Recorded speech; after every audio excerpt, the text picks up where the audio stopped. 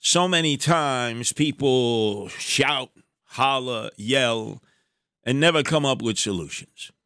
I think we're at a point over Floyd Field that all sides on this issue, except for the mayor is obstinate. He is omnipotent, pretentious. He thinks he knows it all. He doesn't.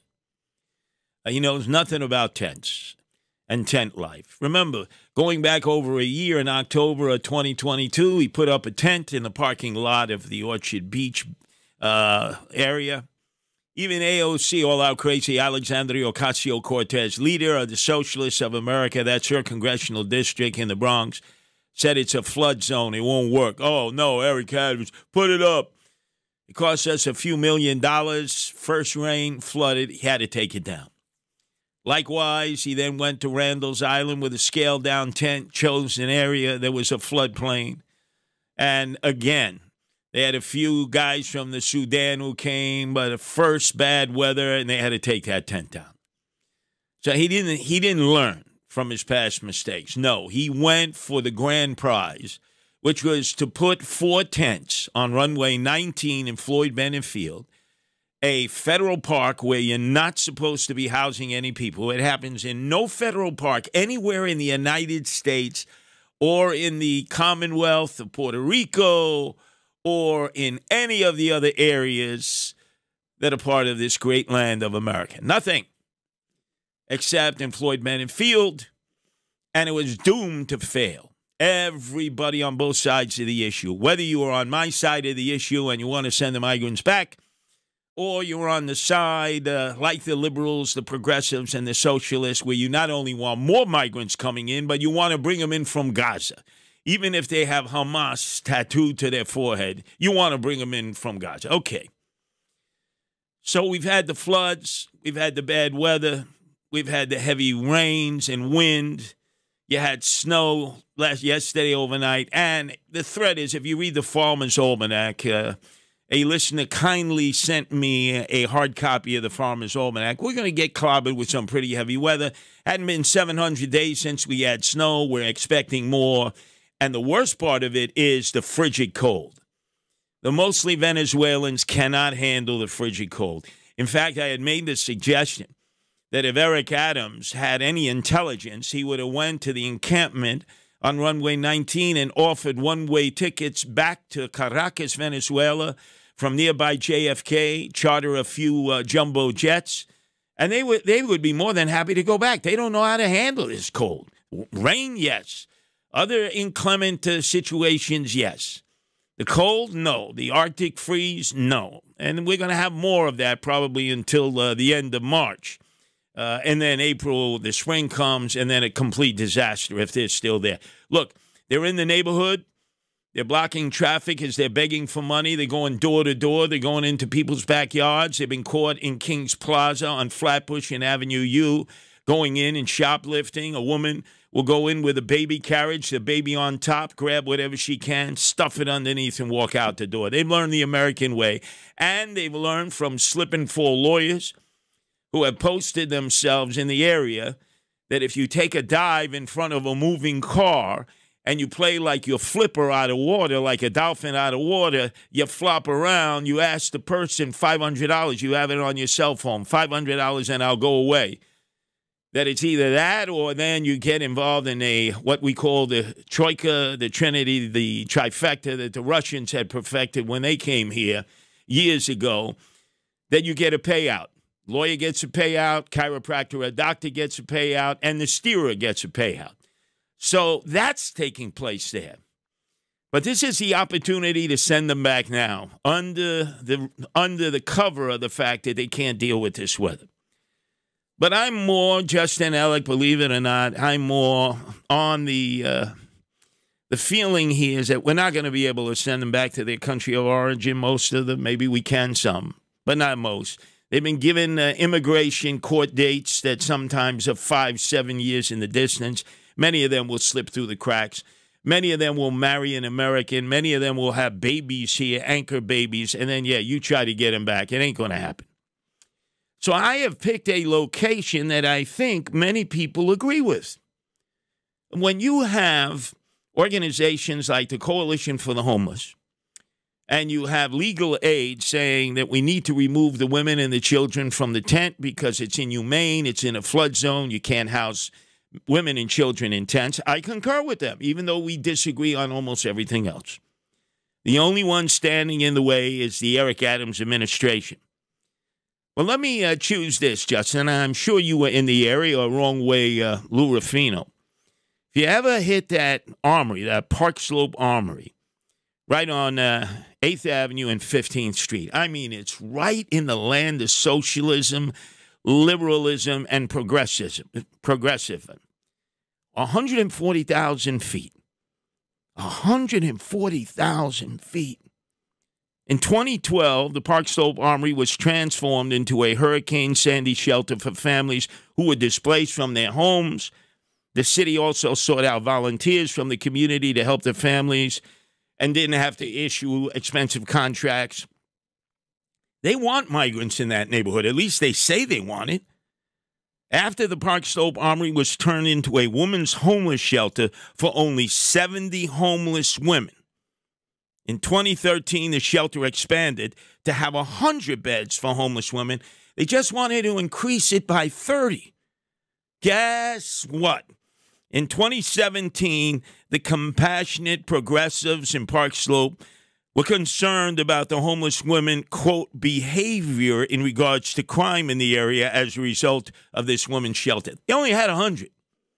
Some of them were MICA, which means they were emotionally disturbed.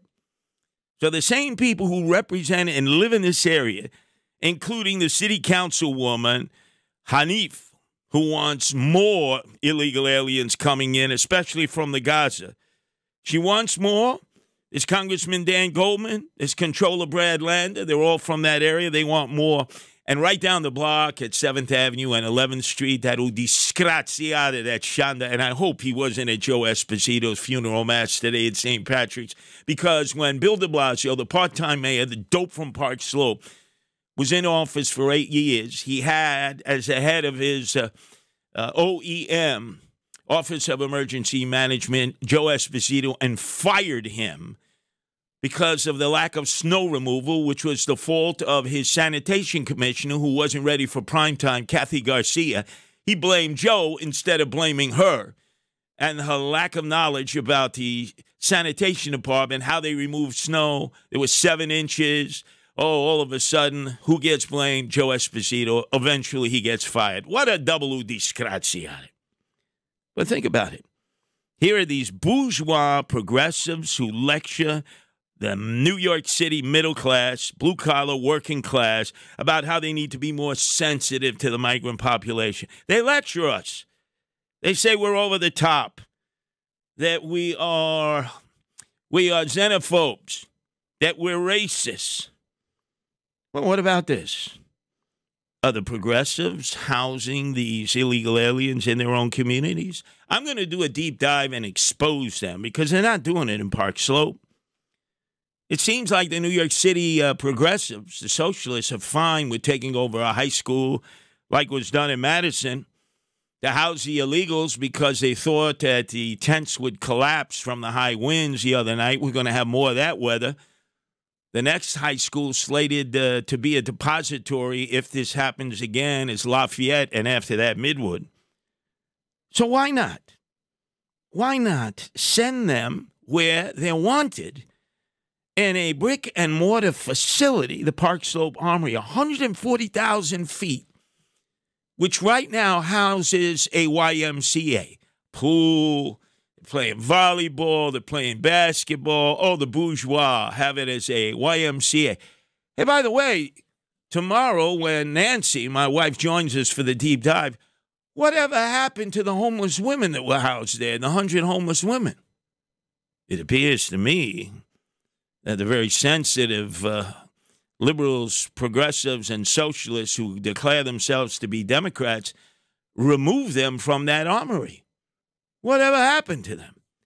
And then, of course, there's the whiny mayor, Eric Adams, swagger man with no plan. Could I hear him on with Sid as he was moaning and groaning? Nothing I can do. My hands, I'm handcuffed. The law, the law, the law. I got no balls. I've lost my manhood. I'm a wuss. What stops you from turning these buses around and busing out people? Getting them out of here. Yeah, different laws in the state. Laws that were put in place long before I became mayor. Those laws restrict me from turning over those who commit serious crimes to ICE. The laws don't allow me to do that. The law does not allow me to stop the buses. I cannot stand at the foot of the Lincoln or Holland Tunnel and say, no, a bus can't come in.